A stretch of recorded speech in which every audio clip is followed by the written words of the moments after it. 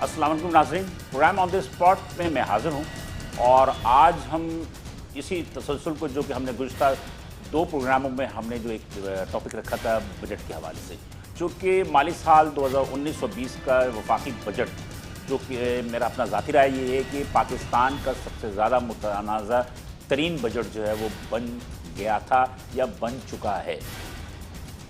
बात यह है कि वफाकी हुकूमत की जानिब से पाकिस्तान में एक मालियाती और मुआशरती तरक्की के लिए जो भी इक़दाम उठाए गए उसमें यकीनी तौर पे ताजिर और सनतकारों के साथ साथ जो SMEs हैं, छोटे और दरमियानी ताजिर जो हैं, उनको भी काफ़ी ज़्यादा तहफ़्फ़ुज़ात हैं।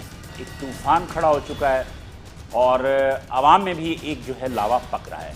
अब ये कहाँ तक दुरुस्त है कि हुकूमती इक़दामात जो कि वफाकी बजट में ड्यूटी और टैक्सेस के हवाले से जो नाफिज किए गए हैं उनमें कहाँ तक इंसाफ किया गया है या वो दुरुस्त है या गलत है, इसी को मौजूद बहस बनाएंगे हम। तो सबसे पहले मैं इस प्रोग्राम के आगाज़ से पहले मैं आपको एक छोटी सी इकनॉमिक रिपोर्ट दिखाना चाहता हूँ और उसके बाद इस प्रोग्राम का हम बाकायदा आगाज़ करें।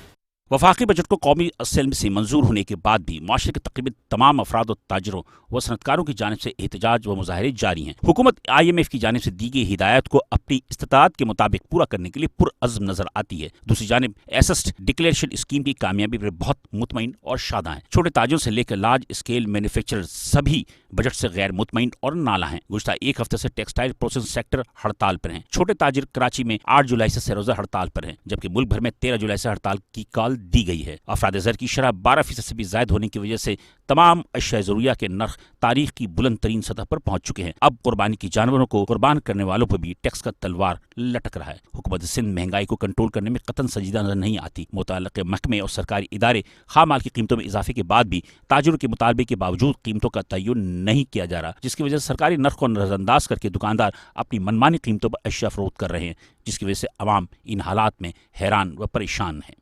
तो नाज़रीन, आपने जैसे एक इकनॉमिक रिपोर्ट देखी आपने कि एक चीज़ सी बातें थी कि जो हुकूमत ने इक़दाम किए या 70 साल से पाकिस्तान की तारीख़ में क्या कुछ होता रहा और अब 2019-20 में जो भी MST स्कीम के हवाले से या जो भी मालियाती इक़दाम थे उनके हवाले से जो भी तरीक़ेकार बुरूकार लाए, तो उससे क्या क्या तहफ़्फ़ुज़ात हैं वो हम इस प्रोग्राम में डिस्कस कर लेते हैं। तो सबसे पहले मैं आपको अपने मेहमानों से तारुफ़ करवा दूँ। मेरे पहले मेहमान हैं जुनैद इस्माइल मागदा साहब, जो कि प्रेसिडेंट है Karachi chamber of commerce and industry के, और मेरे दूसरे मेहमान हैं आसिफ शेख जावेद साहब, जो कि वाइस प्रेसिडेंट हैं Karachi chamber of commerce and industry के। मैं दोनों मेहमानों को खुशामदीद कहता हूँ इस प्रोग्राम में।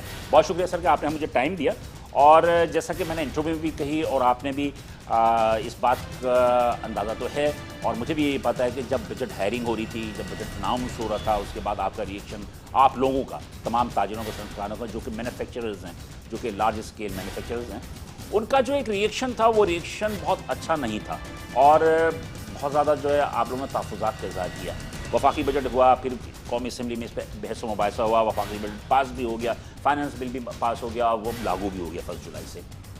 कैसा है बजट, अब कैसा समझते हैं आपके जो भी चीज़ें नाफिज़ुल अमल हुई या जिस वक्त के वो अनाउंस हुआ था, तो उसमें कुछ रद्दबदल हुई या एज़ उसी तरह जो है जिस तरह का अनाउंस किया गया था वो बजट को नाफिज कर दिया गया? बिस्मिल्लाहिर्रहमानिर्रहीम। बिलाल साहब, बिल्कुल आपने एक वो पोजीशन ली है कि जिस पर वाकई हमारे दिलों के हाल जो हैं वो इतने बुरे रहे उन दिनों में कि हमने बजट आने से पहले गवर्नमेंट को कॉशन किया कि जी देखें, क्योंकि ये इस वक्त आप जिस कैपेसिटी में ये मुल्क हमारा चल रहा है वहाँ हमारी कैपेसिटी इस किस्म की बन नहीं रही है कि जहाँ हम आपके साथ मिल के चल सकें।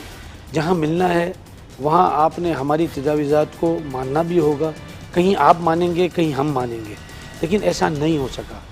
अब बात यह है कि एक बजट आ गया, बजट के बाद हमने ज़्यादा बहस की, आर्गूमेंट्स पेश किए और किसी तरीके से हम अपनी ऑब्जर्वेशंस और रिजर्वेशंस उनकी टेबल पर लाए, तो उन्होंने फिर एनोमली कमेटी बना दी।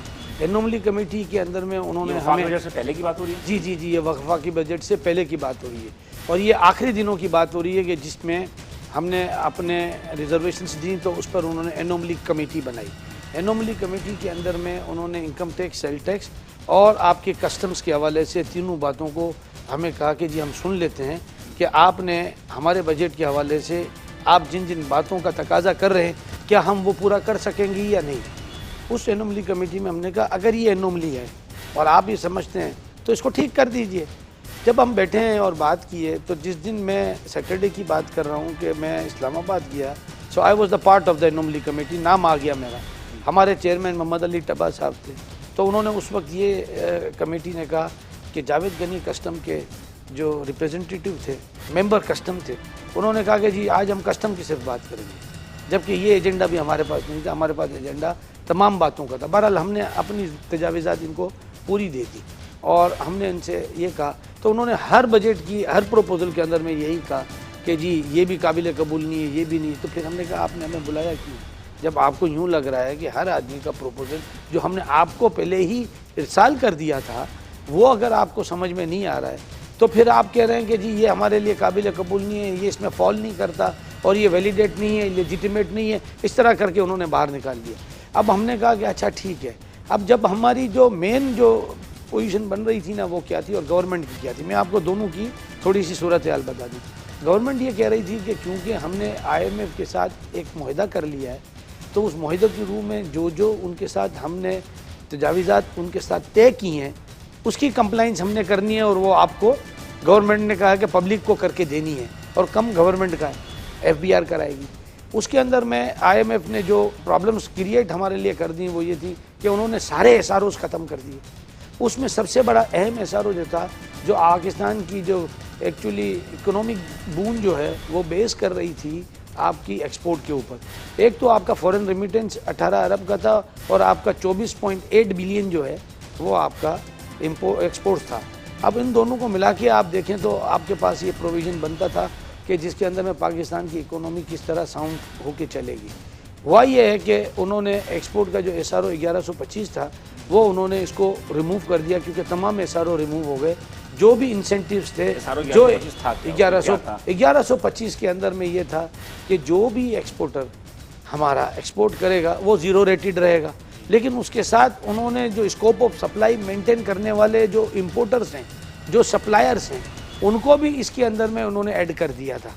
अब उसमें ये हुआ कि वो तो शायद फाइलर और नॉन फाइलर के चक्कर में नहीं, वो उनका ये कहना है कि उसके अंदर में जो आपका इम्पोर्टर है वो एक्सपोर्ट के साथ मिल गया और उन्होंने कन्विंस करके हमें 167 अरब रुपए का नुकसान पहुंचा दिया, और ओवर इन्वाइसिंग करके आपने पैसे जो हैं डॉलर बाहर पार्किंग कर दी। एक तो ये एक्सपोर्टर पे चार्ज लगाया, दूसरा चार्ज ये लगाया, और तीसरा चार्ज इन्होंने ये लगा दिया कि साहब आप क्योंकि इसके अंदर में इंपोर्टर और एक्सपोर्टर ने जब मिलके ये एक मिली भगत कर दी है, तो जिसकी वजह से हमारा 167 अरब चला गया, तो अब आप उसका रिकवरी जो है उसका तरीकाकार हम यही समझते हैं। तो ये इल्ज़ामात जो उनके लगाया, जो सरकार लगाया, तो उसमें कहाँ तक सदाकत?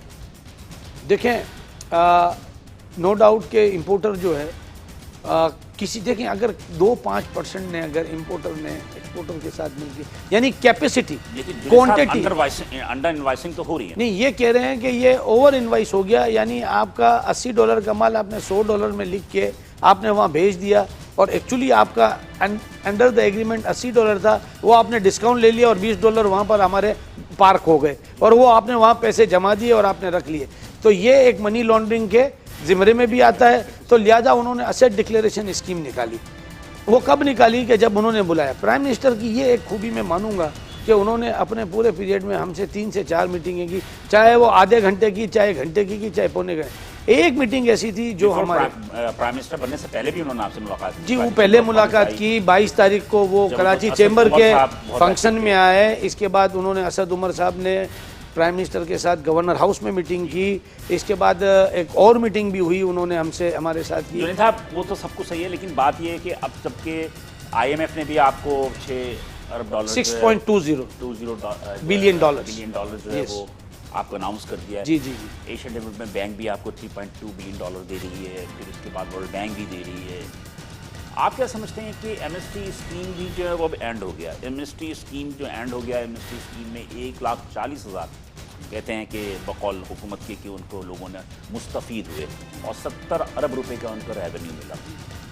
ये चीज़ें मईशत को क्या इस्तेकाम बख्शेंगी, या ये कोई बहुत ही आर्जी चीज़ है? इसलिए कि एमएसटी स्कीम इससे पहले भी बहुत आई। देखें, एमनेस्टी स्कीम का ये था कि ये एक ईज डाउन करने की स्कीम थी कि ये जो इस वक्त आज आप पोस्ट बजट के बाद आप ये सुन रहे हैं कि नोटिसें आएंगी, छापे लगेंगे, पकड़ के ले जाएंगे आपका मनी लॉन्ड्रिंग के केस में या आपको बेनामी केस में कि आपका बेनामी का, ये इसलिए ये पहले करने वाले थे। जब प्राइम मिनिस्टर ने कहा और हमें बुलाया तो उसमें मुझे उन्होंने कॉल की कि जी आप ये बताएं कि हमारी शरह नमू नहीं बढ़ रही है, इसका क्या रास्ता है। तो हमने कहा सर नहीं बढ़ेगी क्योंकि आपने नोटिस आपकी एफबीआर ने इतनी दी है, एफआईए ने दी है। और एफबीआर की वजह से प्रॉब्लम खड़ी हुई तो ये प्रॉब्लम एफबीआर, एफआईए और और नैब की वजह से, ये तीनों की वजह से खड़े हुए। तो लोग अकाउंट में पैसे नहीं जमा करा रहे, जिसकी वजह से आपकी ग्रोथ नहीं बढ़ रही है क्योंकि इंजेक्शन कैश नहीं हो रही है। इसके ऊपर उन्होंने कहा कि आपका प्रपोजल क्या है। हमने कह दिया कि जी सर आप एक एमनेस्टी स्कीम ले आए, वो हमारे मुंह से असेट डिक्लेरेशन निकलना और प्राइम मिनिस्टर ने कबूल करना, मतलब वो पहले से तैयार बस। वो लगता ये है कि वो पहले से इनका जहन बना हुआ था, बट जैसे ही हमने ये कहा है उन्होंने कहा okay we go ahead with this. मुझे साहब मैं मजीद इस पर गुफ्तगू आपसे भी करूंगा और मजीद आगे करूंगा। मैं आसिफ साहब की तरफ आता हूँ।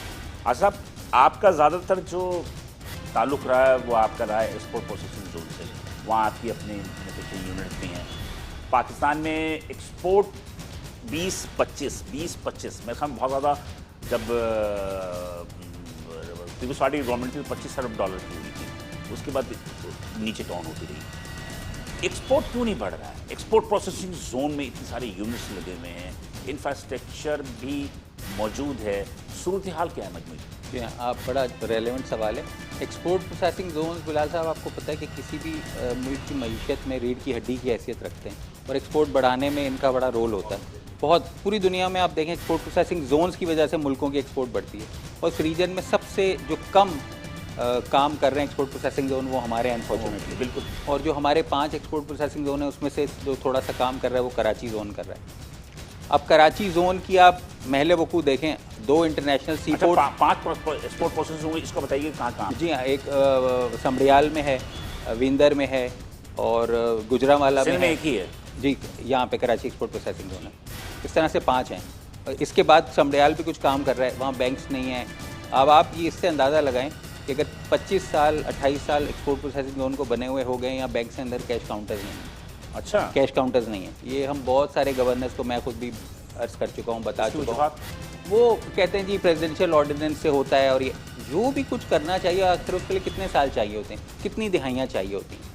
अगर मैं आपको महल वकूफ़ की बात कर रहा था कि 2 सी पोर्ट्स और एक इंटरनेशनल एयरपोर्ट इसके विसिनिटी में मौजूद है, ठीक है, उसके बावजूद उसकी वजह सिर्फ ये नहीं है कि हुकूमत इसमें इसकी जवाबदेह है, जो इन्वेस्टर्स हैं वो भी। हम जो इन्वेस्टर्स हैं उन्होंने इसकी सहूलियात का नाजायज़ फ़ायदा उठाया, जितना इन्वेस्टमेंट करना चाहिए था वो नहीं किया और जो डिस्क्रिप्शन प्रोडक्ट का होना चाहिए था उसमें भी उसको ऑल्टर किया, बहुत सारी चीज़ें। लेकिन आप देखें कि इसमें एक चीज़ जो नाकामी हुई वो ये हुआ कि ब्रीच ऑफ कॉन्ट्रैक्ट भी हुआ। EPZ का जो इदारा है अथॉरिटी, उसकी तरफ से जो इंसेंटिव्स दिए गए थे सरमायाकारों को वो वक्तन फ़वक्तन वापस लेते चले गए। एक्सपोर्ट प्रोसेस जोन में मेरी अपनी इत्तला के मुताबिक ये हुआ कि वहाँ से जो आप प्रोडक्ट तैयार कर रहे थे वो साथ आप लोकल मार्केट में भी, मतलब ये कि उसकी ऑफिशियल होतेदारों मिली भगत से वो भी आ रही उसकी ऑफिशियल इजाज़त है। हाँ, ये ज़रूर हुआ कि जैसे जुनैद साहब ने भी कहा कि ओवर इन्वॉइसिंग और अंडर इन्वॉइसिंग का फ़ायदा लेके, लेकिन टैरिफ एरिया में माल देने की इजाज़त है। अगर आप 80% ऑफ द प्रोडक्ट अभी एक्सपोर्ट प्रोसेस से कितने एक्सपोर्ट हो रही है? देखें ये तो इसमें तकरीबन 300 फंक्शनल यूनिट्स हैं और ज़्यादातर किस्म के यूनिट। अच्छा, उसमें जी मैं आपको बताता हूँ उसमें क्या हुआ कि अब ज़्यादातर यूज़ क्लोथिंग में कन्वर्ट हो गया एक्सपोर्ट प्रोसेसिंग जोन। जो बुनियादी थीम थी इसकी या फिलॉसफी थी कि हम प्रोडक्शन हाउसेस बढ़ाएंगे और नई टेक्नोलॉजी लेके आएंगे, तो वो चूँकि हुकूमत नहीं ला सकी, वो हुकूमत इन्वेस्टर्स सारा काम हुकूमत का है। देखिए, इन्वेस्टर्स को राग़िब उसने करना। इसमें इन्वेस्टर्स को जी बिल्कुल आपका जवाब, मैं आपको इसको जवाब देता हूँ। अगर आप एक्सपोर्ट प्रोसेसिंग जोन का सिर्फ दौरा कर लें आज मेरे साथ चल के, जिस सड़क से आपकी गाड़ी गुजर के जाएगी, आप खुद मुझे बताएं कि वहाँ से कोई यूरोपियन इन्वेस्टर, कोई कोरियन, कोई इंग्लिश, तो मैं खुद वहाँ प्रोग्राम भी कर चुका हूँ और मैं वहाँ जा भी चुका हूँ। नेचुरली जो उसकी एंट्री है और उसकी जो एग्जिट है वो बहुत ज़्यादा मसरूफ़ है कि सड़कें टूटी हुई हैं और माहौल ऐसा है जैसे कि ऐसा लगता नहीं है कि इसको बिल्कुल ठीक है। टोटल वहाँ से कितने एक्सपोर्ट हो रही होंगी? वहाँ से $23 मिलियन, कुछ भी नहीं है, पीनट है वो। 23 मिलियन रुपीस या $23 मिलियन। और उसमें कौन कौन से प्रोडक्ट हो रही हैं? उसमें मेनली तो हम सेकेंड हैंड क्लोथिंग ही कर रहे हैं, उसके बाद गारमेंट्स हैं YKK का एक बहुत बड़ा यूनिट लगा हुआ है इंटरनेशनल। जी, ज़्यादातर सेकेंड हैंड क्लोथिंग है ज़्यादातर। अच्छा, मैं इसमें आपको एक अर्ज़ करूँ, एक दो चीज़ें हैं जो मैं आपके प्रोग्राम का फ़ायदा लेते हुए अर्ज़ करना चाहता हूँ। नए इकोनॉमिक जोन्स भी बन रहे हैं, हमारे जुनैद माकरा साहब भी उसके बोर्ड पर हैं। इकोनॉमिक जोन्स में और एक्सपोर्ट प्रोसेसिंग जोन्स में एग्जम्पशन दी जाती है लैंड को, कि ये लैंड है, ये स्पेसिफिक एरिया है 500 एकड़, इसको 10 साल का टैक्स हॉलीडे। अब बिलाल एहसन साहब आए 1980 में, उनको भी 10 साल का टैक्स हॉलीडे है। मैं आया हूँ 1979 में, 1989 में, तो मेरे लिए क्या 1 साल रह गया। वो लोगों के लिए चार्म ख़त्म हो जाता है। हम क्या मुतालबा करते हैं कि ये मतलब लैंड को नहीं होना चाहिए, इन्वेस्टमेंट को होना चाहिए। जिसने इनिशियल स्टेज पे फैक्ट्री लगा ली वो फायदे में, तो मैं उसके साथ कैसे कॉम्पीट करूंगा। अब इकोनॉमिक जोन्स में भी यही है, तो हम क्या डिमांड रखते हैं कि लैंड को नहीं, इन्वेस्टमेंट को होनी चाहिए एग्जेम्पशन, ताकि अगर आप मैं कभी भी आऊँ और एक प्लॉट भी आपके इकोनॉमिक जोन में खाली है, मतलब आप ये कहना चाह रहे हैं कि जिस वक्त भी जो यूनिट लगाया उसको 10 साल की उस इन्वेस्टमेंट से होनी चाहिए। ये ना हो कि बिगिनिंग में आपने 1980 में दे दिया, बिल्कुल, तो वो 10 साल तो 1990 में खत्म हो फुल जाएगा। फ्लेज हमारे चेयरमैन होने चाहिए अथॉरिटी के, वो कराची में पोस्टेड, कराची में ज़्यादा काम हो रहा है, हर जगह वो विजिट करें, लेकिन मेनली उनको कराची में पोस्टेड होना चाहिए। एक जोन है जो आपका सक्सेसफुल है, तो पोस्टेड कहाँ पे? वो आजकल इस्लामाबाद में ज़्यादा होते हैं, तो उन्हें कराची में आना चाहिए। एक मैं बजट के हवाले से एक चीज़ आप कर दूं जो आपने, मैं आपकी बात गुफ्तगू जारी रखूँगा, मुझे यहाँ पे थोड़ा सा वक़्फ़ा लेना। नाज़रीन, ये गुफ्तगू का सिलसिला जारी है और इसमें हम कुछ इकनॉमिकल और बजट के बाद के जो भी इम्पैक्ट पड़े हैं मुल्क की मईशत पे, उस पर भी गुफ्तगू करेंगे, क्योंकि कराची चैम्बर ऑफ कॉमर्स के प्रेसिडेंट जो हैं वो यकीनी तौर पर तमाम ताजिर बरादरी, जितनी चाहे वो छोटे बड़े हों या लार्ज स्केल पे हों, तब की नुमाइंदगी करते हैं। लेकिन हम इस पर गुफ्तगू करेंगे छोटे से ब्रेक के बाद, साथ रहिएगा। वेलकम बैक नाज़रीन, प्रोग्राम हम देख रहे हैं ऑन द स्पॉट। इसमें हम आज जो गुफ्तगू कर रहे हैं वो मुल्क की मईशत के हवाले से ही है, और इस मुल्क की मईशत में आफ्टर बजट जो भी इम्पैक्ट है उस इम्पैक्ट से हम गुफ्तगू करेंगे। और मेरे साथ जो मेहमान हैं कराची चैम्बर ऑफ कॉमर्स के प्रेसिडेंट हैं जुनैद माकरा साहब और आसिफ शेख जावेद साहब जो कि वाइस प्रेसिडेंट है। हमसे गुफ्तगू इससे जारी। वक्फे में जाने से पहले मेरे ख्याल में आसिफ साहब से आपकी कुछ गुफ्तगू, मैं आपकी गुफ्तगू का हवाला दे रहा था जो आपने अपने इंट्रो में भी कहा कि शायद ये one of the most distributed budget है। तो उसमें क्या हुआ, वो इसलिए मुतनाज़ा और डिस्प्यूटेड हो गया कि लोग एक्सपेक्ट नहीं कर रहे थे कि इमरान खान की जो PTI की गवर्नमेंट से लोगों की एक्सपेक्टेशन से ये उसके बिल्कुल उलट बजट आ गया। मतलब उन्होंने दावे इतने सारे दावे इतने थे, हाई होप्स क्रिएट कर दी, इतनी हाई होप्स क्रिएट कर दी। देखिए, ताजिर बिरादरी जो है, बिजनेस इंडस्ट्रियल कम्युनिटी समझती है कि ये ऐसा नहीं होता कि वंस आप ओवरनाइट ये कर देंगे। ताजिर बिरादरी ने काफ़ी ज़्यादा सपोर्ट भी किया, ताजिर बिरादरी ने सपोर्ट किया, और हम ये समझते थे कि ये अच्छा बजट लाएंगे और हमारी रिक्वायरमेंट्स को समझेंगे, हमारे सजेशंस को अहमियत देंगे, और हम ये भी समझते हैं कि ओवरनाइट नहीं हो सकता। लेकिन इन्होंने जनरली इतनी हाई होप्स क्रिएट कर दी कि अब जो सड़क पर चलने वाला, लेडी वाला, खोखे वाला, पान के कैबिन वाला आदमी है वो भी नाराज़ है, और इन्होंने इसमें खुद ये इसके ज़िम्मेदार हैं कि इन्होंने बहुत ज़्यादा हाई होप्स क्रिएट कर दी। नहीं, वो आपके दुरुस्त है। मैं आपके बाद फिर मैं जुनैद साहब से पूछूंगा इस बात को, लेकिन फिर आपसे मैं पूछ लूँ कि एक्सपोर्ट बांग्लादेश जो हमसे बाद में आज़ाद हुआ, उसके एक्सपोर्ट जो है वो हमसे भी ज़्यादा है, डबल है मेरा ख्याल है। इंडिया के तो खैर मेरा ख्याल में, हमारे पड़ोस में चीन देख लें, उसकी भी एक्सपोर्ट ज़्यादा है। सवाल ये पैदा होता है कि आप सब जानते हैं, ताजिर बिरादरी जो हमारी है वो सब कुछ जानती है, प्रॉब्लम क्या है, मसाइल क्या हैं, मुश्किलात क्या हैं। इस बात से एक्सेप्ट करेंगे कि इस एक्सपोर्ट को ना बढ़ाने में ताजिरों का भी अपने इंटरेस्ट नहीं रहा, अपने ज़ाती मफाद की वजह से जो है वो एक्सपोर्ट की इतनी। देखिए, ऐसा कभी भी नहीं होता कि आप किसी एक सेक्टर को कसूरवार, मैं एक सेक्टर की बात नहीं कर रहा, मैं मजमूई तौर पे बात जी, ऐसा दोनों तरफ, टेक्सटाइल में हो, गारमेंट में हो, मार्बल में हो, किसी में भी हो। बिल्कुल आपकी बात सही है, लेकिन उसकी वजूहात हैं। एक्सपोर्ट्स ना बढ़ने की भी तो वजूहात है ना। आपकी कॉस्ट ऑफ आप ये कहेंगे कॉस्ट ऑफ डूइंग बढ़ गई, इसमें बिजली है, पानी है, बिल्कुल ये हकीकत है ना, लेकिन ये हकीकत है। लेकिन अच्छा, अगर आज मैं आपको जीरो रेटेड जो थी आपकी एक्सपोर्ट की, तो उसमें तो आपको रिफंड का भी मसला नहीं था, कुछ भी मसला नहीं था, फिर भी आप GSP प्लस यूरोप से मिली हुई थी, इसके बावजूद हम फायदा नहीं उठा। लेकिन उसके बावजूद बहुत सारे मसाइल हैं, टैक्सेशन के, टैक्स अथॉरिटीज़ के, FBR के, बिजली के, गैस के। देखें, आप सिर्फ इस तरह फ्लैटली ये नहीं डाल सकते एक्सपोर्टर्स के ऊपर कि जी वो नहीं कर सके। बिल्कुल ठीक है, एक्सपोर्टर्स का भी कुछ कमी रही होगी, लेकिन इसमें इदारे भी शामिल हैं, और ये हम लोग देखें क्यों इतना शोर कर रहे हैं। आप कहना चाहते हैं कि हुकूमत ने आपको प्लेइंग फील्ड नहीं दी? बिल्कुल नहीं, और आज भी ऐसा ही है, प्लेइंग फील्ड नहीं दी, आज भी ऐसा ही है। मैं आपको एक छोटी सी अर्ज करूँ, अगर विद होल्डिंग टैक्स भी मुझे जमा करना है, शनाख्ती कार्ड भी मुझे जमा करना है, सज़ाओं का सामना भी 7 साल का मैं सुन रहा हूँ, तो ये FBR के 27,000 एम्प्लॉइज़ ये क्या कर रहे हैं?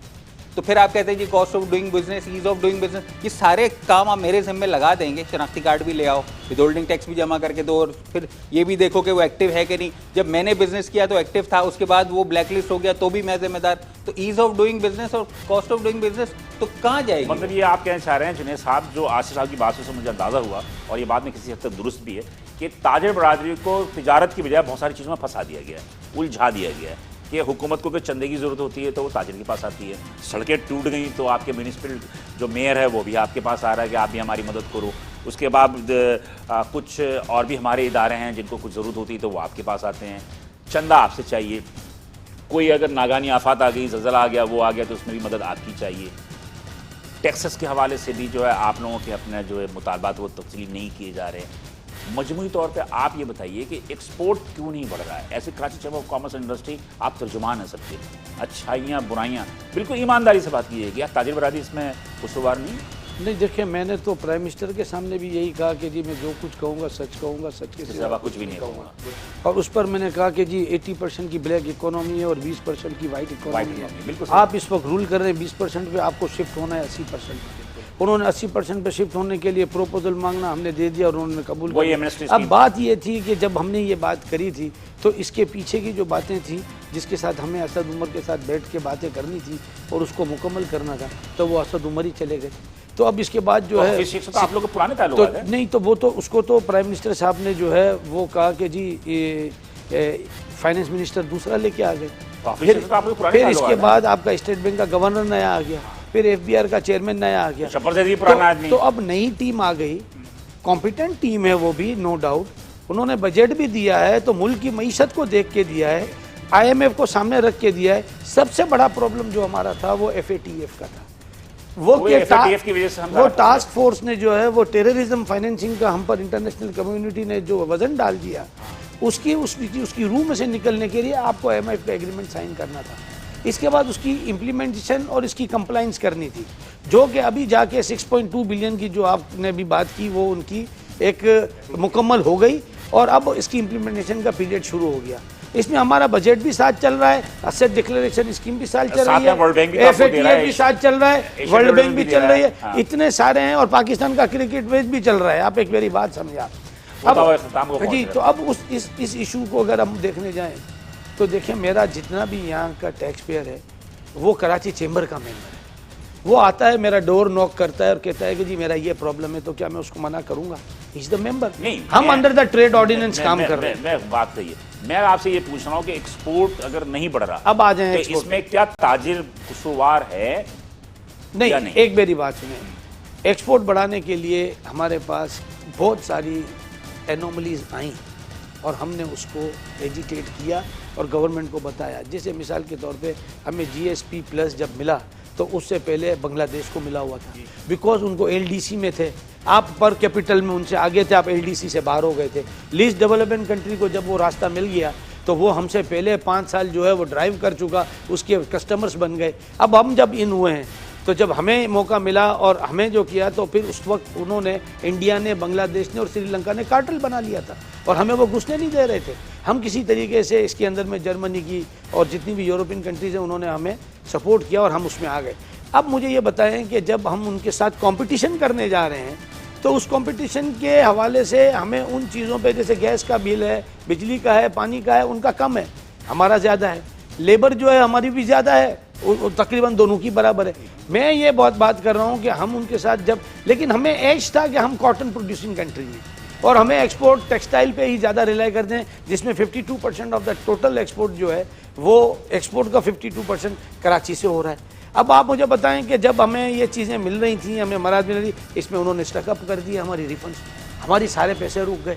जब रुके तो फाइनेंशियल क्रंच आ गया। अब हमारा जो है वो थोड़ा सा लिक्विडिटी जो की वजह से जी, आप ये समझते हैं कि रिफंड ना, अब उन्होंने कर दिया, रिफंड ना होने की वजह से जो है वो थोड़ा सा स्टक आया कि आपके पास सरमाया नहीं रहा, नहीं रहा। और उसके बाद अगर आप, लेकिन उस वक्त तो मार्केट जो है 6.5% पे था, मेरा ख्याल है कि था, तो क्या बैंक वगैरह से कर्ज? आज तो ये भी डर लग रहा है कि ये 12.5 से कहीं ऊपर ना चला जाए और जाने का भी अंदाजा लग रहा है। ये तो अभी कुछ नहीं कह सकते, लेकिन मेरा अपना ज़ाती राय है कि जब IMF का पैकेज आ गया, वर्ल्ड बैंक का, एशियन डेवलपमेंट बैंक का आ गया, तो आई थिंक सो कि डॉलर के रेट भी थोड़ा सा नीचे जाएंगे और शायद कि काइबोर में कोई इतना ज़्यादा। देखें, जब आपका फाइनेंशियल क्रंच, स्टेट बैंक का खुद का जो रिजर्व डिप्लीट हो गया था वो अब अपनी जगह पे पहुंचेगा, लेकिन आगे डेब्ट की जो है उन्होंने कहा कि पेमेंट्स करनी है, आगे बिल आ रहे हैं वो पेमेंट करेंगे, जो भी करेंगे। अब मैं उसमें नहीं जानता क्योंकि ये उनका सब्जेक्ट है गवर्नमेंट का, गवर्नमेंट अपने आप को स्टेबल करे। आपकी सबसे ज्यादा जो इंपोर्ट बिल है वो है आपके ऑयल में, क्रूड ऑयल में, ठीक है जी, पेट्रोल। वो इस वक्त इत्तेफाक की बात ये है कि आप 29% हमारा पेट्रोल, आपको तकरीबन 9 अरब डॉलर का सऊदी अरब से 3 साल में आपको क्रेडिट मिल रहा है, वो भी आ मिल रहा है। वो तो आपको रिलैक्सेशन मिलेगी ना,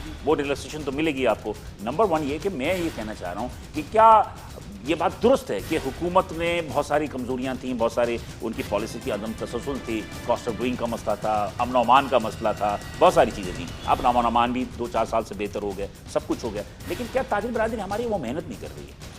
नहीं, ऐसा नहीं है, मेहनत नहीं कर रही है, या उनका जो है मुझे आप एक बात बताएं, हमको लेवल प्लेइंग फील्ड नहीं मिल रहा था। हमने देखा कि पाकिस्तान में ताजिर सबसे अच्छा काम समझता है ट्रेडिंग जी, कि माल मंगाओ बेचो, माल मंगाओ बेचो, इसको से हमारी इंपोर्ट भी बढ़ गई। देखिए, हमारे पास रेगुलेशंस का अंबार लग गया है, ओगरा, नेपरा, क्वारंटाइन डिपार्टमेंट। मेरी एक बात सुने, हर मुल्क के अंदर में ग्रेजुअली होता है। अब आपने ये जो बजट अनाउंस किया है, बजट बहुत अच्छा है, आई एग्री, एक्सेप्ट करता हूँ, लेकिन ये 5 साल का बजट है, ये 1 साल में आप बोलो इम्प्लीमेंट करो, 70 साल का मवाद जो है 1 साल में ठीक कर लो, ये पॉसिबल नहीं है। अब अगर आपने ये किया है तो अब हमारी स्पीड स्लो हो जाएगी। देखिए, आप मेरी बात सुने, जब आप लोड डालोगे तो हमारी स्पीड स्लो होगी ना। आप देख लें, ये IT का भी रूल है, सिस्टम का भी रूल है। लेकिन मेरा अपना जाती राय है, आसिफ साहब, मेरा अपना जाती राय है कि जुनेद साहब की बातों से मैं कुछ हद तक इत्तेफाक भी करता हूँ और कुछ इख्तलाफ भी करता हूँ कि अगर सपोज कि अगर ताजिर बरादरी पे जो टैक्स के नेट में पहले से मौजूद हैं उन पे अगर हर हुकूमत जो है वो प्रेशर डालती थी, लेकिन मौजूदा हुकूमत ने टैक्स नेट में इजाफे के लिए काफ़ी कोशिशें की और आई थिंक सो कि तकरीबन 1.5 लाख के करीब जो है लोग जो है वो टैक्स नेट में आए हैं। आपका टैक्स टू GDP मेरा ख्याल है कि 15 से 16% हो गया है 12% के मुकाबले में। तो टैक्स नेट की वसत से यकीनी तौर पर ताजिर बरादरी जो कि टैक्स पहले ही दे रही थी उस पर तो बोझ कम पड़ेगा। बिल्कुल, ये सही कह रहे हैं। और बुनियादी तौर पे बिलाल साहब, मैं आपको बताऊं, ये Karachi chamber of commerce industry का एक बुनियादी मुतालबात में से एक था कि टैक्स नेट को बढ़ाया जाए, और हमने एमनेस्टी स्कीम की भी इसीलिए हिमायत की, इस एमनेस्टी की पहली और आखिरी PTI की समझते हुए, ताकि टैक्स नेट बढ़े और जो लोग इसमें फंसे हुए हैं, हम तो इसका यही लफ्ज़ इस्तेमाल करते हैं कि फंसे हुए, जितना उनके साथ सलूक होता है तो कुछ लोड कम हो। तो अब उम्मीद करते हैं, और इसमें एक चीज़ मैं ऐड करना चाहता हूँ कि बहुत आपने भी सुना और हमने भी सुना कि कुछ लोग वॉलंटियर कर दें एमनेस्टी स्कीम, वरना इनके पास बहुत लाखों की तादाद में और 182 मुल्कों से डेटा आ गया। तो हम ये भी उम्मीद करते हैं कि ये तो जो वॉलंटियर कर दिया 70 अरब रुपए आ गया, और जिन्होंने नहीं किया अब हुकूमत डिस्क्लोज करेगी कि जी 1,93,000 तो वॉलंटियर किया और 3 लाख को हुकूमत ने आइडेंटिफाई किया। शुरू हो गई है जी कार्रवाई, सर वो तो शुरू हो गई है बिल्कुल। कुछ एसेट्स जो उन्होंने फॉरफीट भी किए हैं। जी हाँ, एक तो उसमें ये मैसेज नहीं होना चाहिए जनरली कि जी कोई पॉलिटिकल उसमें काम है। हम तो चाहते हैं कि टैक्स नेट बढ़े और जो भी पैसा बाहर है या अंदर भी जो कंसीलमेंट है वो हुकूमत के ख़जाने में आए, टैक्स नेट में आए, मार्केट में आए, इकॉनमी का हिस्सा बने। हम तो कराची चेंबर ऑफ कॉमर्स इसको सपोर्ट करती है।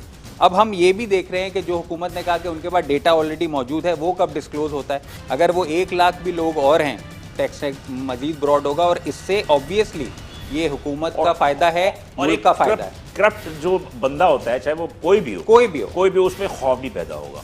खौफ भी होगा, और करप्ट बंदे में तो खौफ ज़रूर होना चाहिए। जेन्युइन आदमी को खौफ नहीं होना चाहिए कि मेरे पास आज नोटिस, देखें आज फिर सुबह सोशल मीडिया पे सुबह से ये चल रहा है कि जी छापे का इख्तियार हो गया और फला हो गया। तो ये खौफ टैक्स पेयर में खौफ पैदा हो रहा है, क्योंकि उस पर हाथ डालना आसान होता है, उसके कॉन्टेक्ट्स हैं, उसके प्रेमिसेस आइडेंटिफाइड होती हैं, उस पर उसको कैच करना आसान है। तो ये खौफ का मैसेज चलिए आप ये बता दीजिए, ये बजट आ गया, हुकूमत जो है वो एक्सपोर्ट के लिए बहुत ज़्यादा जो है इंटरेस्टेड है और मेरा ख्याल में ताजिर बरादरी को बुला भी रही है, इजलास भी हो रहे हैं, एक्सपोर्ट को बढ़ाने के लिए वो कोशिशें भी कर रहे हैं। इस बजट के आने के बाद आप क्या समझते हैं कि एक्सपोर्ट में इजाफा होगा? अभी फ़िलहाल तो लोग परेशानी का शिकार, फिलहाल को छोड़ दें, मेरे ख्याल में आप फाइनेंशियल ईयर की बात करें 2019 और 20। सर अगर बुनियादी मसाइल एक्सपोर्टर्स के हल नहीं होंगे तो एक्सपोर्ट कैसे बढ़ेगी? आपकी बिजली की कॉस्ट तो नहीं बढ़ाई ना उन्होंने एक्सपोर्टर्स की? गैस की कीमतें नहीं बढ़ाई? गैस क्यों नहीं बढ़ी? गैस तो बढ़ी है। मेरे ख्याल में exports नहीं के लिए तो वो नहीं, exempt गैस कर भी रहे हैं। बढ़ी है। और आप देखें मेनली आपके एक्सपोर्ट कौन कर रहा है? 50 रेटेड सेक्टर्स जो आपके आइडेंटिफाइड थे वो एक्सपोर्ट कर रहे हैं। अगर वो मुतमईन नहीं है, जो आपका कमाऊ पूत है, जो सारा फॉरेन एक्सचेंज अर्नर है जो सेक्टर्स, अगर आप वो मुतमईन नहीं है और उनकी मिल्स आप खुद आपके टीवी चैनल पे चल रहा है, प्रोसेसिंग यूनिट्स तो सारे बंद हैं, उन्होंने हड़ताल भी की हुई है। तो सर इनडायरेक्टली सब एक्सपोर्ट से रिलेटेड है ना। लेकिन बात ये है कि जो उन पर सेल्स टैक्स लगाया गया 17% सेल्स टैक्स का जो नफाज किया गया, तो इस सेल्स टैक्स के नफाज से कितना एक्सपोर्ट कम हो जाएगा, कुछ अंदाजा है? नहीं, इस तरह से फिगर तो नहीं दी जा सकती कि कितना कम हो जाएगा, लेकिन एक्सपोर्ट पे इफेक्ट होगा एडवर्स, और एक्सपोर्ट मजीद कम होगी। एक्सपोर्ट तो बढ़ कब रहा था? एक्सपोर्ट बढ़ नहीं रहा था, उसकी भी 70% जब नहीं था फिर भी तो एक्सपोर्ट देखिए, बढ़ रहा था। मैंने उसकी भी आपको वजूहात बयान की ना, उसकी वजूहात बयान की। ऐसा नहीं है कि हमारी तरफ से कोई मरहूम कमी नहीं अमीन है। फ़हीम जब वज़ीर तिजारत थे पीपल्स पार्टी के दौर में, उनके दौर में सिर्फ एक दफ़ा 25 अरब डॉलर की एक्सपोर्ट हुई थी, तो पूरे पाकिस्तान में जो है वो शादियाने बज रहे थे और पटाखे फट रहे थे कि 25 अरब डॉलर कर दिया। उसके बाद से अब तक 25 अरब डॉलर नहीं हुआ। तो 17% जब एक्सपोर्टर्स जो 5 रेटेड थे उस पर जब मौजूद नहीं था तो उस वक्त भी नहीं बढ़ रहा था। अब हमें लग गया तो अब क्या होगा? लेकिन बिलाल साहब, इसका ये मतलब तो नहीं है कि अगर किसी रोड पे एक्सीडेंट हो रहे हैं तो आप रोड ही बंद कर दें।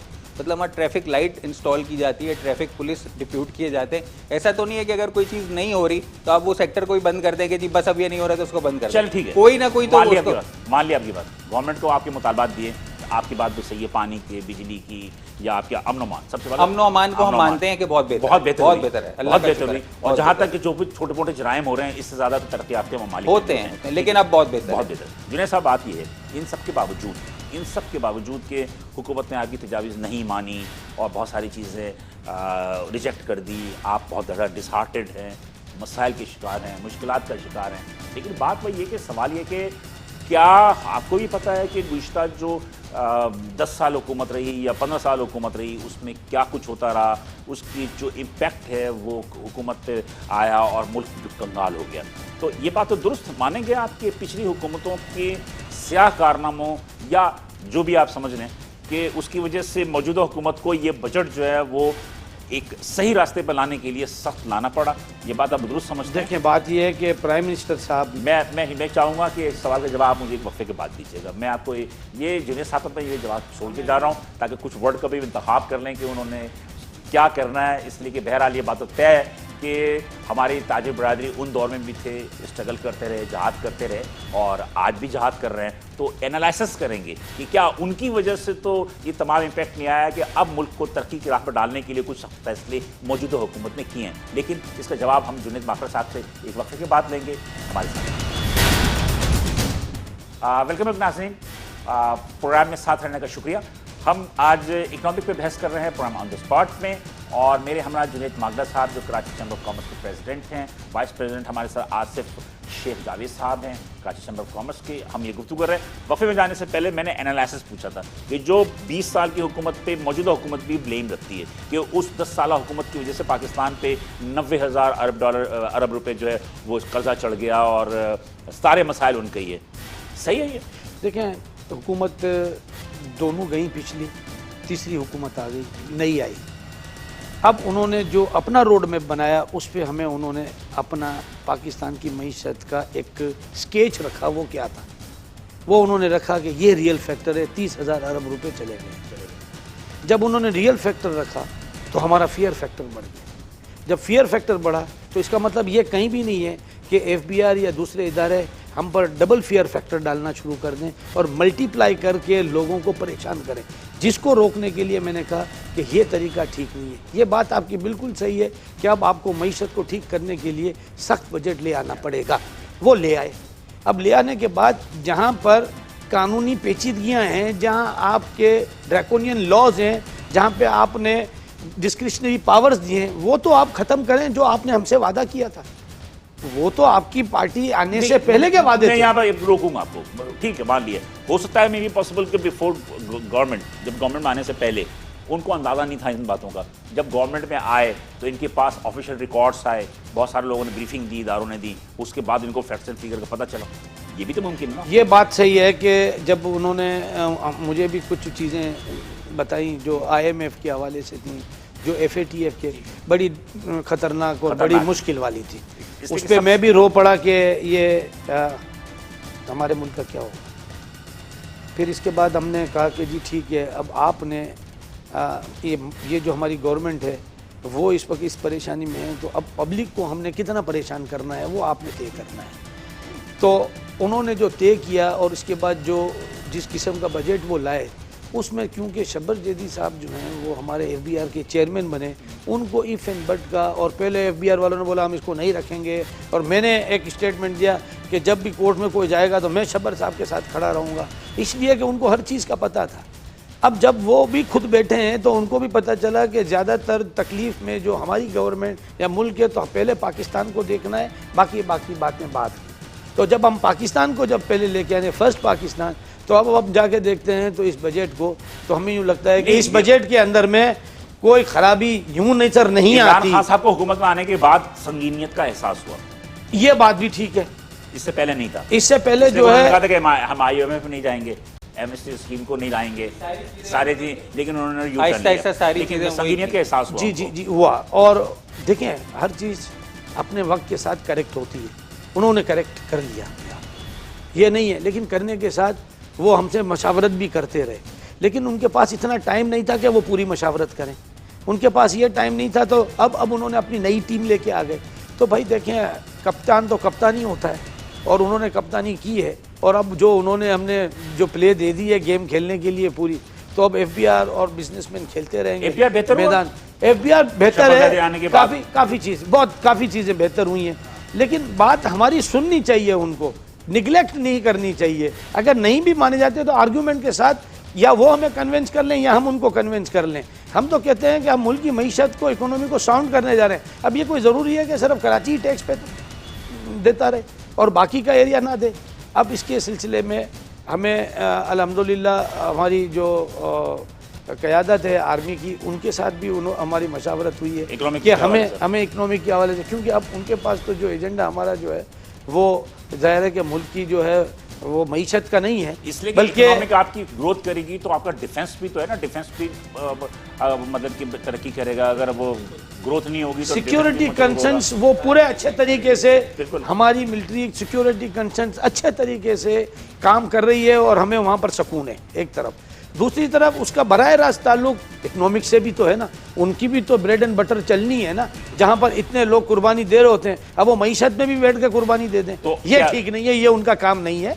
लेकिन उनके साथ हम मशवरा तो कर सकते हैं क्योंकि उनका बराह रास्त ताल्लुक है। तो क्या कहा उन्होंने, क्या उन्होंने कहा कि जी ठीक है, we are going on the right direction और हमें ये इकनॉमिक ट्रेंड सेट करने चाहिए और ये पॉजिटिविटी नज़र आ रही है। सो आई थिंक बी कंफर्टेबल। और अगर आपको यूँ लगता है कि आप अगर ईज़ ऑफ डूइंग बिजनेस आपको नहीं हो रहा है या आपको लगता है कि कहीं कॉस्ट ऑफ डूइंग बिजनेस में मार खा रहे हो, तो आप भी हमारे साथ शेयरिंग कर लें, क्योंकि अगर हम शेयरिंग करके हो सकता है कि हम और आपस में समझ के कोई मशावरत कर लें। तो ये बातें हुई हैं और हमें एक अच्छा रोड मैप देने की कोशिश की है। I think we are on the positive direction at this moment as a Karachi chamber of commerce industry. हाँ जी, मैं एक मुख्तसर अर्ज कर दूं, आपने इमरान खान साहब की बात की कि बहुत सारे उन्होंने कहा, जाहिर है संगीनी का अंदाजा जब तक हुकूमत आने के बाद, ये फैक्ट है, हम मानते हैं, बाहर रह के बात करना और बहुत आसान होता है, मुख्तलिफ होती है, एंटायरली सिनेरियो चेंज हो गया। लेकिन एक चीज़ मैं अर्ज करूँ, प्राइम मिनिस्टर के लिए वो बहुत अच्छा मैसेज जा सकता है लोगों के पास। अगर उससे इकोनॉमी में बहुत ज़्यादा इम्पैक्ट नहीं भी होगा तो मैसेज आम आदमी तक बहुत अच्छा जाएगा। खुद prime minister, honourable prime minister भी कहते हैं ऑस्टेरिटी, हफीज़ शेख साहब ने भी बहुत बार बार कहा सादगी। और ये देखें, मैं एक तजवीज़ देता हूँ कि तमाम हमारे MNAs और सेनेटर्स वो 30 जून 2020 तक ट्रेन पर ट्रैवल करें। इससे दो बेहतरीन चीज़ें हो जाएंगी। एक, आपका रेलवे का निज़ाम, जब ज़ाहिर है ये लोग वहाँ पे ट्रैवल करेंगे, रेलवे का निज़ाम बेहतर होगा और आम आदमी को ये मालूम होगा कि अगर मैं गुर्बत में हूँ या मुश्किल में हूँ तो ये मेरे पैसों से हवाई जहाज़ की सैरें नहीं कर रहे, हमारा मुल्क अफोर्ड नहीं कर सकता। दूसरी बात, इमरान खान साहब ने बहुत दफ़ा वो माशाल्लाह रियासत मदीना का भी जिक्र करते हैं और वो प्रोटोकॉल के खुद खिलाफ भी हैं। प्रोटोकॉल को सर ख़त्म कराएं। इन चीज़ों से लोगों में, आम आदमी में एक इत्मीनान का मैसेज जाएगा। वो लोग खुश होंगे कि हुकूमत कुछ अच्छा काम कर रही है और आम आदमी जो परेशान है, जिसको पानी, गैस, बिजली, रिहाइश मैसर नहीं है, वो जब देख रहा है कि मिनिस्टर के पीछे 6 गाड़ियाँ और 4 मोबाइल हैं तो उसका दिल कुड़ता है और वो इमरान खान साहब से भी नाराज़ होता है। वो समझता है कि सब चीज़ कि जिम्मेदार इमरान खान साहब हैं, हालांकि ऐसा नहीं है। प्रोटोकॉल में मैं यहाँ पे कहूँ कुछ हमारे सिक्योरिटी जो सर ऐसी बात नहीं है, जिसकी वजह से भी कुछ प्रोटोकॉल सर ऐसा नहीं है। अब बहुत फर्क है, मतलब ये कि कुछ मैसेज जरूर नीचे तक जाना चाहिए, ज़रूर मैसेज जाना चाहिए कि हुकूमत ऐसा अच्छा काम कर रही है। आम आदमी को महसूस होना चाहिए कि अगर मैं मुश्किल में हूँ तो हुकूमत भी अपने एक्सपेंसेस कर्टेल करे। जैसे सर आर्मी का मैं जिक्र करूँ जी, बड़ा बेहतरीन इकदाम है वो, हम उसको बहुत अप्रिशिएट करते हैं, सब लोग अप्रिशिएट करते हैं। उन्होंने इजाफा नहीं किया, वज़रा की भी तनख्वाहें सर वो बिल्कुल ना होने के बराबर नहीं, वो सिर्फ 10% उन्होंने कर्टेल किया है। बहुत ज़्यादा तनख्वाहें हैं, बहुत ज़्यादा अलाउंसेस हैं, पाकिस्तान अफोर्ड नहीं कर सकता।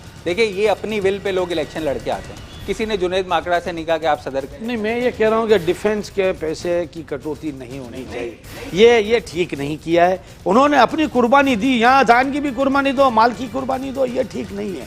जिस तरह हम कहते हैं कि प्राइम मिनिस्टर साहब को दरगुजर करना चाहिए, जो कि उनमें है, लेकिन अब वो उन्होंने NRO का नाम ले लेके वो दरगुजर का उनका जो पैमाना था ना वो कम हो गया है, नंबर 1। नंबर 2, अब हमें कुर्बानी देनी चाहिए मुल्क के लिए, वो हम तैयार हैं। दरगुजर साहब कह रहे थे जिसने करप्शन किया उसको छोड़ देना चाहिए। नहीं, आइंदा नहीं करना। नहीं, मेरी एक बात सुनिए, आपने एक लाइन ड्रॉ की है और आप कहते हैं नया पाकिस्तान, तो अब दोनों को मिक्स तो ना करें ना, पुराना और नया। पुराने को पुरानी की हैसियत से रहने दें, नए के सिलसिले में इसको इसके अंदर में क्लब ना करें। पुराना जो है वो अपनी जगह पे, अगर कोई ऐसी चीज़ें छोड़ के चला गया है तो उसको, जो भी आपने कहा है कि जो एक पर कॉन्स्टिट्यूशन तो मौजूद है ना, let the law has to take its own course, वो ले रहा है ना, वो लेता रहेगा, लेकिन उसमें भी जो ज़रूरत है लेजिस्लेशन की वो आप नहीं कर पा रहे हो, वो करने का रास्ता तो करें। लेजिस्लेशन असल मसला है। लेजिस्लेशन की बाट सारी, आपकी बात दुरुस्त है बिल्कुल, लेजिस्लेशन। लेकिन बहरहाल मेरा अपना ज़ाती राय ये है कि क्या ताजिर बरादरी की हड़ताल कर रही है, टेक्सटाइल प्रोसेसिंग जो यूनिट है वो बंद पड़े हुए हैं, छोटे ताजिर जो हैं वो मेरा ख्याल है कि कन्वेंशन भी बुलाया उन्होंने और उसके बाद शाबाब कोई चीज़ उनकी मुल्तान में मुतालबात भी पेश किए, और कराची के जो SMEs हैं वो भी सैटरडे के दिन जो है वो एक हड़ताल के लिए शायद के कुछ कॉल दे रहे हैं, कार डीलर्स जो हैं वो अलग हड़ताल कर रहे हैं।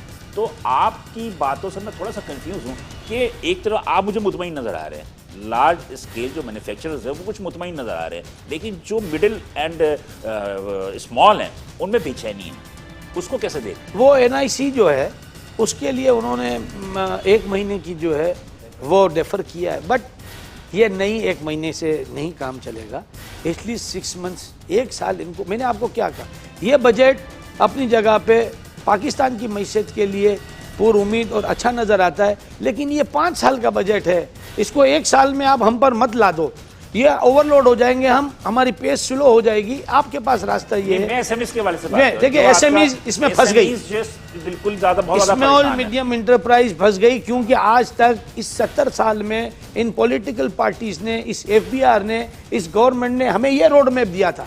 अब वो आज जाके प्राइम मिनिस्टर इमरान खान ये कहते हैं कि वो रोड मैप आपका सही नहीं था, 2 नंबर का था, गलत था, सब कुछ उसके अंदर में था, जिसमें हम FATF में भी फंस गए, स्मगलिंग इतनी ज़्यादा हो गई, अंडर इन्वाइसिंग हो गई, और इसके बाद करप्शन भी हो गई। ये सारी चीज़ें उस 70 साल की उस रोड मैप में, अब आपने जो रोड मैप दिया है उसके ऊपर हम आहिस्ता आहिस्ता तो चलेंगे, एक स्लो पेस चलेगा, ये नहीं है कि आपने धक्का दे के। साथ साथ मुझे ये भी बता दीजिएगा, साथ साथ जितने मुख्तसर हो, एग्रीकल्चर पे भी इस हुकूमत ने बहुत ज़्यादा फोकस किया है कि 142 या 45 बिलियन रुपीज़ जो है उसकी तरक्की के लिए मुख्तलिफ सूबों के साथ मिलकर कर रहे हैं। आप ये समझते हैं कि ज़रूरी ममालिक होने के बावजूद $4 अरब की जो है मुख्तलिफ चीज़ें जो ज़रूरी अजनास हम बाहर से इम्पोर्ट करते हैं और मौजूदा हुकूमत इस पर तवज्जो दे रही है, तो आप समझते हैं कि ये इससे फ़र्क पड़ेगा? देखिए हमारी और इन सब चीज़ों की इम्पोर्ट बंद होनी चाहिए जो ज़राअत से जो वाबस्ता। बिल्कुल, फूड स्टफ में जो प्रोसेस फूड है वो हम एक्सपोर्ट कर रहे हैं, ठीक है।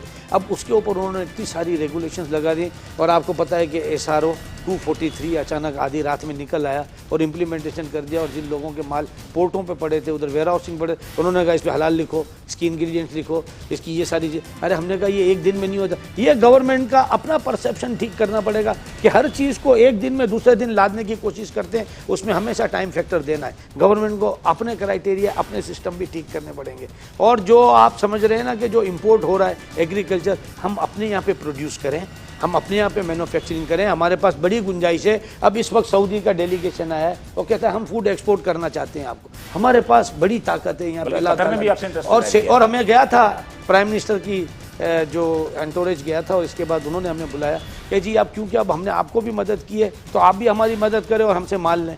तो अब वो खुद एक्सपोर्ट करना चाहते हैं, इनका फिर अगले महीने जो है वो पूरा डेलीगेशन आ रहा है और हम समझते हैं कि उनके साथ पेट्रोलियम प्रोडक्ट और फूड प्रोडक्ट में वो कह रहे हैं कि आप अब हमारी इंपोर्ट को आहिस्ता आहिस्ता हमने रियलाइज़ किया कि इसको नीचे की तरफ लाना चाहिए। इंपोर्ट बेस्ड कंट्री जो है वो मार ही खाता है, लेकिन हमारे पास अपनी ज़रूरत की चीज़ें भी पूरी करनी है जो कि हमारी ज़रूरत की आइटमें हैं, जो एक्चुअल जिसको आप कह सकते हैं कि ये हमारी नीड है, बच्चों की नीड है, अब दूध है, ये जो आपके पास प्रोड्यूस नहीं होता। आप कितनी बदकिस्मती की बात है कि एग्रीकल्चर में भी आपके पास मीट की बेइंतहा तादाद है। बिल्कुल है, और वो लेना चाहते हैं। आपके यहाँ डेयरी में भी बेइंतहा बहुत ज़्यादा स्कोप है, सब कुछ है, फिर भी आप खुश दूध जो है मुल्क इंपोर्ट कर रहे हैं। आप जो है पनीर, चीज़ आप बाहर से इंपोर्ट करते हैं, सेब आपके यहाँ भी होती है, लेकिन आप साउथ अफ्रीका से, अमेरिका से, चाइना से सेब नहीं होनी चाहिए भी इंपोर्ट करते हैं। तो मैंने आपसे यही अर्ज किया था कि हमारा ताजिर नेचुरल ट्रेडिंग की तरफ ज़्यादा तवज्जो देता है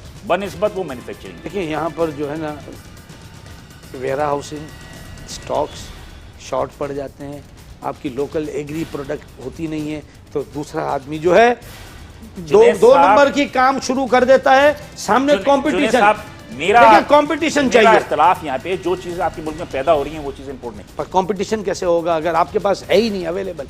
हमारे यहाँ मुल्क में पैदा हो रही है लेकिन मेरे कराची में मौजूद नहीं है, मुझे गंदम वहाँ से आता है, फूड फोर्टिफाइड नहीं है। आप मुझे बताएं, मैं तो मजबूरी में इंतज़ार करूँगा कि पंजाब मुझे कब गंदम देगा। ये बहुत सारी चीज़ें ऐसी हैं जो कि सूबे के एतबार से जो आपको काउंसिल ऑफ कॉमन इंटरेस्ट है उसमें बात करनी चाहिए। आप सही कह रहे हैं। और इस पे देखें फिर वही बात जो आपने भी प्रोग्राम के दौरान की कि सिर्फ गवर्नमेंट का रोल नहीं है, कुछ हमने भी करना है। मतलब ये कि वो गैर ज़रूरी चीज़ें जो हम यहाँ हमें अवेलेबल हैं, हमें कोशिश ये करनी चाहिए कि हम उन्हें ना करें और उनको इस्तेमाल अगर आपको एक सहूलत दी हुई है गवर्नमेंट ने कि इतनी ड्यूटी देके आप मंगा लो, लेकिन बात ये कि हमें तो कोशिश करनी चाहिए। कोशिश करनी बिल्कुल। जो एग्रीकल्चर में तो हम बेस्ड कंट्री है ना, एग्रीकल्चर में दूध भी हमारे पास, डेयरी फार्म भी है, गोश्त की तादाद भी ज़्यादा हमारा है, फिर इसके बावजूद जो है हम हलाल सर्टिफाइड गोश्त, हलाल की इंडस्ट्री में जो है हम बिल्कुल पीछे हैं।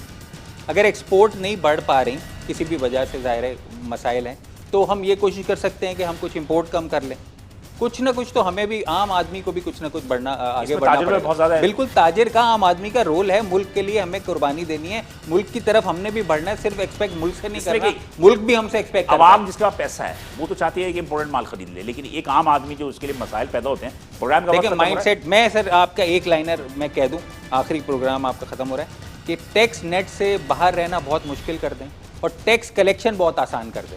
ये है बुनियादी फलसफा। मतलब टैक्स नेट से बाहर रहना मुश्किल कर दें, सबको टैक्स नेट में आना चाहिए। APR को खत्म कर दें। नहीं, तो टैक्स कलेक्टिंग एजेंसी तो होनी चाहिए। टैक्स कलेक्शन एजेंसी हो कि कुरान पे हाथ रखे, आप कहें कि जनाब हमने इतना कमाया तो ये टैक्स बनता है। ये देखें, मैं कह रहा हूँ कि आसान कर दें, टैक्स कलेक्शन आसान कर दें। नेट से बाहर रहना, मैं अपने ऊपर बात रख के कर रहा हूँ कि मैं अगर टैक्स नेट से बाहर हूँ तो मेरे लिए मुश्किल हो जाए कारोबार करना। टैक्स फाइलर और नॉन फाइलर के जो चक्कर करा रहे हैं उससे आप इत्तेफाक करते हैं। बिल्कुल, फाइलर के लिए एक है ड्यूटी है, नॉन फाइलर कुछ भी नहीं होता, फाइलर होता है। हर मुल्क में, हर तरक्की याफ्ता मुल्क में सब लोग टैक्स नेट में नहीं हो तो नॉन फाइलर ही तो उनको क्यों है, वो टैक्स नेट में क्यों नहीं है? लेकिन मेरा अपना दायरा है कि नॉन फाइलर यहाँ कोई नहीं है, इसलिए कि नाज़रीन कि हर आदमी जो है इनडायरेक्ट टैक्स दे रहा है, टैक्स पेयर है, वो फाइलर नहीं है, इसलिए फाइलर वो हो जाता है। एक मोची भी जो है जो मोबाइल फोन में अपना बैलेंस डालता है तो वो भी टैक्स देता है, बिजली का बिल जमा करता है, टैक्स देता है। इसलिए आखिर बता दीजिए कि क्या कहना चाहेंगे आप इस हवाले से? मैं ये कहूँगा कि इस वक्त जिसके हाथ में गवर्नमेंट की रस्सी है वो PTI है,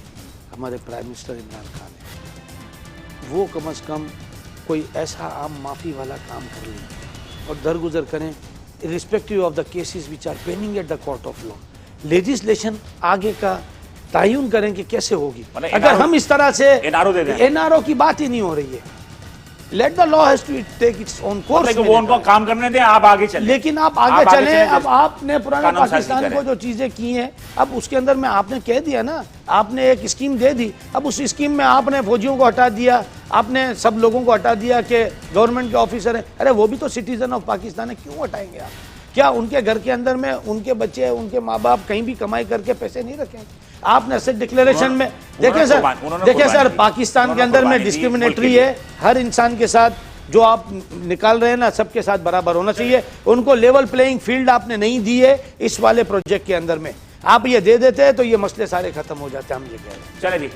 बात यह नाज़रीन कि आज जो भी डिस्कशन हुई, इस डिस्कशन का मकसद ये था कि इकनॉमिक की जो या मुआशी तौर पे जो एक बेचैनी फैली हुई है वफाकी बजट के बाद या मौजूदा हुकूमत की PTI के आने के बाद, जो उन्होंने मुआशी अपने कवानीन या जो अपने अहकामात जारी किए हैं, यकीनी तौर पर इससे मुल्क में बेचैनी पैदा हुई है। शायद के मुस्तकबिल एक साल के बाद हो सकता है कि इन जितनी सख्त इक़दाम हैं इसकी वजह से मुल्क की मुआशी जो अपनी एक सिमत है वो पॉजिटिव जाए, और हमें उम्मीद ही यही है कि पॉजिटिव में ये जाएगा। और चूँकि बैन-अवी कुछ दबाव भी हम पर FATF के ज़रिए और दीगर ज़राए से बहुत ज़्यादा है, जिसकी वजह से पाकिस्तान को जो है अपनी सिमत को दुरुस्त करने के लिए इस वक्त सबसे बड़ी बात यह है कि सियासत और हमारी इस्टेब्लिशमेंट दोनों एक पेज पे हैं, और जब दोनों एक पेज पे हैं तो हम उम्मीद रखते हैं कि पाकिस्तान का मुस्तकबिल इंतहाई ताबनाक होगा। और आज हम जिस मनफी या नेगेटिव बातों की जानिब हम जा रहे हैं वो हम सब पॉजिटिव बातों पे उसको तब्दील कर देंगे। मुझे इजाज़त दीजिए, इंशाल्लाह अगले हफ्ते किसी और मौजूद से